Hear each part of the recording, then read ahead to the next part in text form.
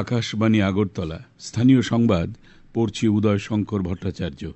কেন্দ্রীয় বন্দর, নৌ পরিবহন ও জলপথ মন্ত্রী সর্বানন্দ সোনোয়াল বলেছেন, প্রধানমন্ত্রী নরেন্দ্র মোদীর নেতৃত্বে বিগত 10 বছরে দেশকে এগিয়ে নিয়ে যেতে অভূতপূর্ব সাফল্যের ফলে দেশের 140 কোটি জনতার মনোবল বৃদ্ধি হয়েছে, তাদের আত্মবিশ্বাস বেড়েছে। প্রধানমন্ত্রী দেশের সকল অংশের মানুষকে সাথে নিয়ে সবকা সাথ সবকা বিকাশ এই মন্ত্রে সবাইকে একত্রিত করেছেন। গতকাল আগরতলায় প্রদেশ বিজেপি কার্যালয়ে এক সাংবাদিক সম্মেলনে তিনি একথা বলেন। তিনি কেন্দ্রীয় বাজেটে দেশের সার্বিক কল্যাণে কি কি প্রস্তাব রাখা হয়েছে সে বিষয়ে বিস্তারিত উল্লেখ করেন। শ্রী সোনোয়াল বলেন, প্রধানমন্ত্রী নরেন্দ্র মোদীর সুযোগ্য নেতৃত্বে ত্রিপুরা সারা দেশের পাশাপাশি সারা বিশ্বে একটি চর্চার কেন্দ্রবিন্দু হয়ে উঠেছে। এই রাজ্য থেকে কাঁঠাল, কুইন আনারস রপ্তানি উল্লেখযোগ্যভাবে বাড়ছে। গোমতী নদীকে ব্যবহার করে বাংলাদেশ হয়ে সারা বিশ্বের সঙ্গে ত্রিপুরাকে পরিচয় করিয়ে দেওয়ার জন্য প্রধানমন্ত্রী যে নির্দেশনা দিয়েছেন সেই অনুযায়ী কাজ ইতিমধ্যেই শুরু হয়েছে বলে তিনি জানান। মুখ্যমন্ত্রী অধ্যাপক ডাক্তার মানিক সাহা গতকাল মোট 40 কোটি 57 লক্ষ টাকার 5টি প্রকল্পের শিলান্যাস করেন। পরিবহন দপ্তরের উদ্যোগে জিরানিয়ায় আয়োজিত এক অনুষ্ঠানে তিনি জিরানিয়ায় মোটর স্ট্যান্ডের শিলান্যাস করেন। ওই অনুষ্ঠান থেকেই তিনি ভার্চুয়ালভাবে জোলাইবাড়ি, মেলাঘর, তেলিয়ামুড়ায় জেলা পরিবহন কার্যালয়ের, দক্ষিণ জেলার শান্তির বাজারে জেলা পরিবহন কার্যালয়ের শিলান্যাস করেন এবং খোয়াই পুরাতন বাজারে ইন্টিগ্রেটেড পার্কিং কমপ্লেক্সের উদ্বোধন করেন। অনুষ্ঠানে মুখ্যমন্ত্রী বলেন, রাজ্যে বর্তমানে শান্তি বিরাজ করছে বলেই দ্রুত উন্নয়নের কাজ বাস্তবায়িত করা সম্ভব হচ্ছে। খোয়াই পুরাতন বাজারে 4 কোটি 32 লক্ষ টাকা ব্যয়ে ইন্টিগ্রেটেড পার্কিং কমপ্লেক্স নির্মাণ করা হয়েছে।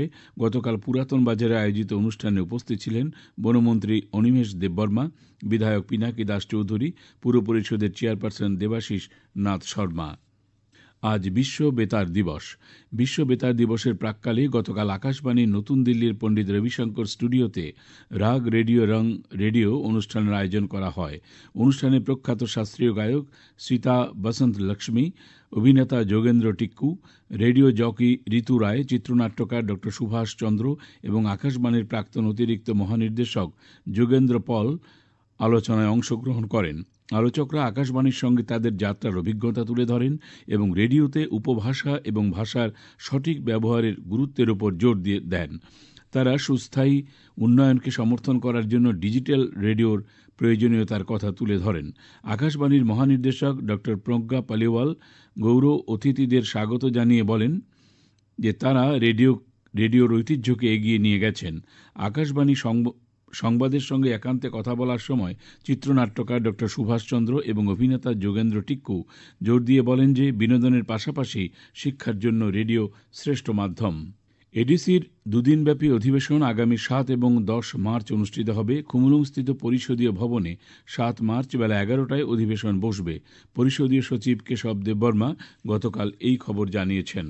জাতীয় উপজাতি পরিবারের মহিলাদের আর্থিক স্বনির্ভরতার লক্ষ্যে বন দপ্তরের উদ্যোগে গতকাল তুলাশিখর ব্লকের পূর্ব চাম্পাছড়া এবং লাঠাবাড়িতে জাতি ও জনজাতি মহিলাদের মধ্যে সুতো ও কাপড় বিলি করা হয়। বনমন্ত্রী অনিমেষ দেববর্মা ওই দুটি স্থানে মোট 500 জন মহিলার হাতে শাড়ি ও পাছড়া তৈরির জন্য সুতো ও কাপড় তুলে দেন। রাজ্যের যুব বিষয়ক ও ক্রীড়ামন্ত্রী ট্রিঙ্কু রায় গতকাল কৈলাসহরের খাওড়া বিলে পূর্ণ মাঘী পূর্ণিমা উপলক্ষে 14 দেবতা বাড়ির ঐতিহ্যবাহী মেলার উদ্বোধন করেন। তিনি বলেন, প্রাচীন এই মন্দিরটি আধ্যাত্মিক চেতনা এবং বিশ্বাসের কেন্দ্রভূমি। মানুষে মানুষে মেলবন্ধনের সার্থক ভূমি এটি। উপস্থিত ছিলেন ঊনকোটি জেলা পরিষদের সভাধিপতি অমলেন্দু দাস, কৈলাসহর পুর পরিষদের চেয়ারপারসন চপলা রানী দেবরায় প্রমুখ। মেলা উপলক্ষে রাজ্য বহির্রাজ্য থেকে পুণ্যার্থী দর্শনার্থীরা সমবেত হয়েছেন। শান্তি ও শৃঙ্খলা বজায় রাখতে পুলিশ প্রশাসন ব্যাপক নিরাপত্তার ব্যবস্থা নিয়েছে। উত্তরাখণ্ডে অনুষ্ঠিত 38তম জাতীয় গেমসের এ পর্যন্ত মোট 422টি স্বর্ণপদকের ফয়সলা হয়েছে। এর মধ্যে 65টি স্বর্ণপদক নিয়ে সার্ভিসেস স্পোর্টস কন্ট্রোল বোর্ড তালিকার শীর্ষে রয়েছে।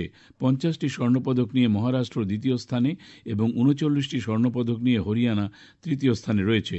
এদিকে হ্যান্ডবলে মহিলা বিভাগে হিমাচল প্রদেশ স্বর্ণ, হরিয়ানা রূপো এবং রাজস্থান ব্রোঞ্জ পদক পায়।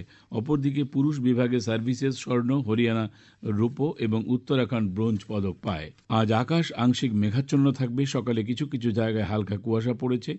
আজ দিনের তাপমাত্রা সর্বোচ্চ 28 ডিগ্রি সেলসিয়াস এবং সর্বনিম্ন 20 ডিগ্রি সেলসিয়াসের কাছাকাছি থাকবে। ভোরে সর্বনিম্ন তাপমাত্রা ছিল 21.4 ডিগ্রি সেলসিয়াস।